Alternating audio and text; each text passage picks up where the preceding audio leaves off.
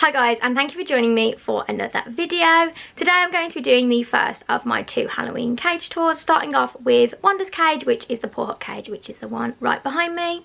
If you didn't see my last video, I basically showed all of the Halloween themed items I've collected over the past few years, and they're what's kind of in both of my cages. I haven't bought anything else, so if you'd like to just see all the items I'm using, I talk about those more in the last video. I'll leave it linked in the description as well.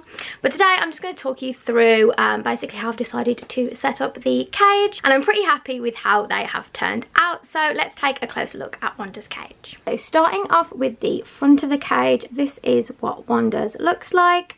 I think the front of the cage is the easiest place to decorate because you can use a ton of cheap Halloween supplies you can pick up from literally anywhere, and they just work really well on the front of the cage. I've got this little tape across the front here that just says infection zone. Then up where all the bedding's deep, because I try not to block like too much of the front, which is where the tape kind of runs across the bottom, and this is where the bedding's deepest, so like it doesn't block my view of Wanda, but I just have these skulls there. These are some gel window clings, so they're quite like thick. But they just stick on, they're made for windows, but of course will stick on the front of your cages. And then across the top we have all the things that I have made. So here's Wanda's cage name sticker. So I sell cage stickers like this on Etsy, and this is Wanda's Halloween themed one.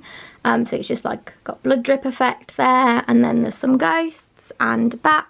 Here's a look inside Wanda's cage. Now I set up Wanda's cage very similar every time I do it, just because I find that this works the best. But of course this time I've traded out some of the items with Halloween themed ones.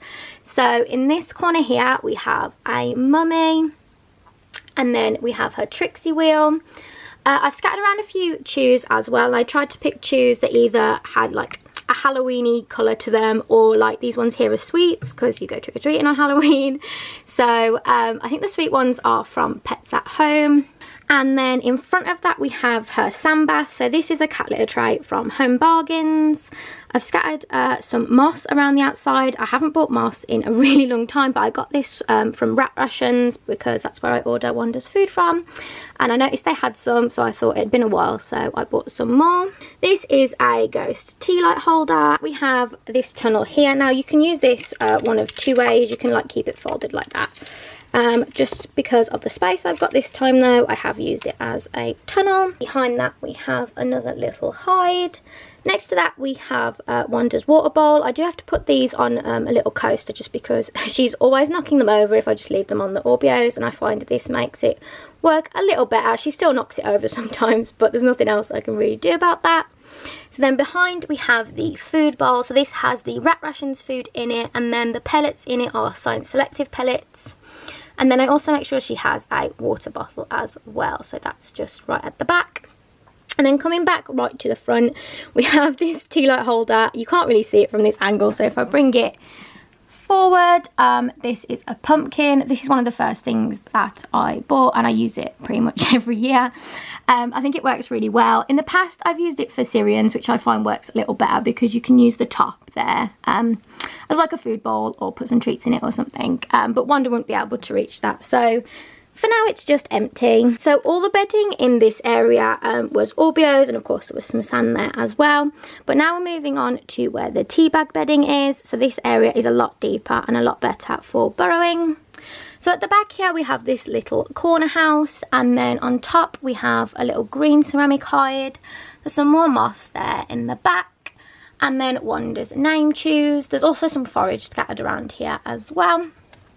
Moving in front of that, it's quite hard to see, but there is a glass jar right here. It's quite a big one. It's got some bedding inside it as well. And then on top of the tea bag bedding, we have a lot of lighter stuff. So we just have this chew here, a little grassy nest, another hide. This one's corrugated cardboard, so super light, no risk of falling through the bedding or anything. And you can also see the forage mix on that quite well.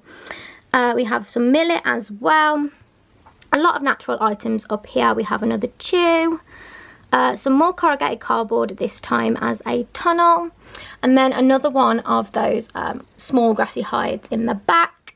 You can't really see this too well, but this this buried thing here is a coconut. And then we have some more chews just in the corner, and finishing off with another grassy item, but this one is a tunnel. Okay, so there was a tour of Wanda's Halloween themed cage. I know a lot of the Halloween themed items were actually just down this end, but obviously I wanted to make sure it was a good mix of having a Halloween theme but also having a practical cage for her to enjoy as well, which I think this worked out pretty well as both, so I am really happy with it. But let me know what you think in the comments, and I'll see you in my next video. Bye.